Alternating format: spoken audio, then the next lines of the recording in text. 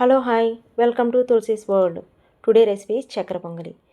ముందుగా gas on చేసుకొని దానిపైన ఒక ప్యాన్ పెట్టుకొని దాంట్లో 1/4 కప్ పెసరపప్పు వేసుకొని లో ఫ్లేమ్లో డ్రై రోస్ట్ చేసుకుందాం.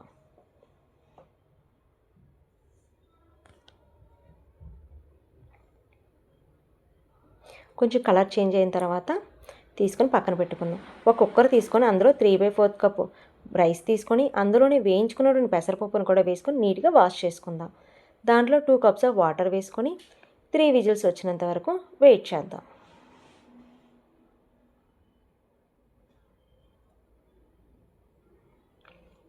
త్రీ విజిల్స్ వచ్చిన తర్వాత దాంట్లో 1 కప్ బెల్లం వేసుకొని కరిగించుకోవాలి. మీకు ఈ స్టేజ్లో అవసరమైతే టీ గ్లాస్ వాటర్ కూడా వేసుకొని యాడ్ చేసుకోవచ్చు. బాగా దగ్గరికి అయిన తర్వాత కొంచెం ఇలాచీ పౌడర్ వేసుకొని గ్యాస్ ఆఫ్ చేద్దాం. వేరే ప్యాన్ తీసుకొని అందులో కొంచెం నెయ్యి వేసుకొని ఎండు కొబ్బరిని వేసుకోవాలి. అందులో అదే ప్యాన్లో కొంచెం నెయ్యి వేసుకొని జీడిపప్పు కిస్మిస్ కూడా వేసుకోవాలి.